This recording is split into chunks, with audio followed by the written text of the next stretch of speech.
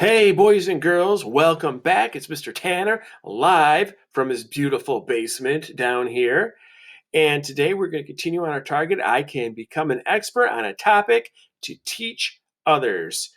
In addition to all those strategies that you have been using to teach your neighbor yesterday, I'm going to teach you another strategy today.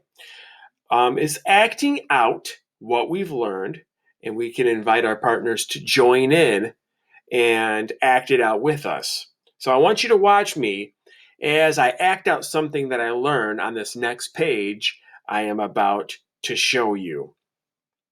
And it involves land forms rubbing against each other. When that happens, it creates earthquakes. My buddy next door here is experiencing an earthquake. And you can see he jumped underneath the desk. He was so scared. But I think he ended up being okay. So let's go ahead and take a look at what I've got next door here. Okay, so here's my page. I'm going to read this page to you, and then I'm going to act out what I've learned here. The heading is called Back in Time. If you're around millions of years ago, you might have seen how the country's mountains were made. Most of North America sits on the North Atlantic plate. Scientists believe that the Appalachian Mountains started forming more than 270 million years ago. The North American plate crashed into the African plate. The edges of the plates pushed upward to form the Appalachian Mountains. Very interesting. So if you're confused, boys and girls, I wrote up here on the top right what plates are. They're huge flat areas of land that slowly move along the surface of the earth. Sometimes they cause earthquakes, and in this case, it looks like over time they can actually make mountains. So what happened here is you had the one plate, which was the North American plate, and then you had the African plate, and they came together, slowly rubbing together. And what happened is as they pressed together, they actually formed a mountain. The Appalachian Mountains are what they formed.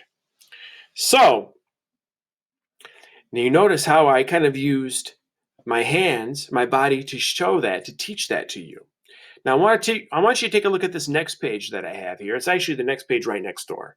I'm going to read it to you guys, and I want you to think, how could you use some sort of a hand motion to show what it's teaching you? So let's take a look at it here. For some reason, not. There we go. All right, so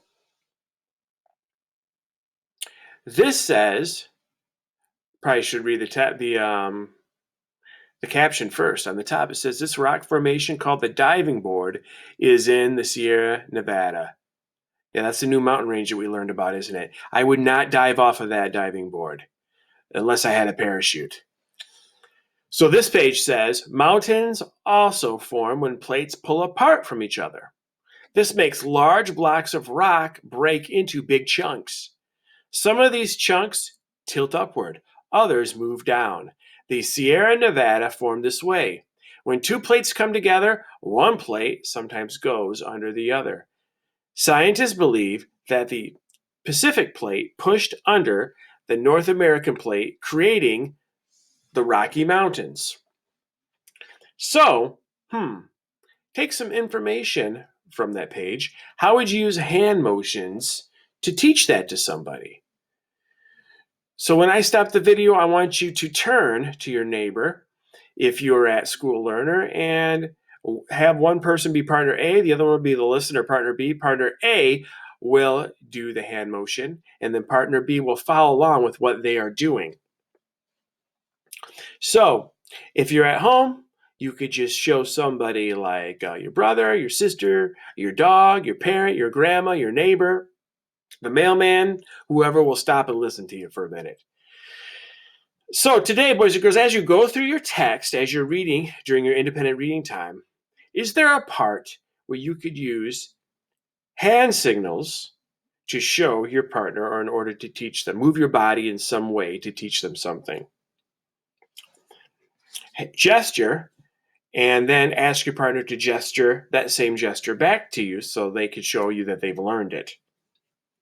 And that way they show you that they're understanding what you're teaching them.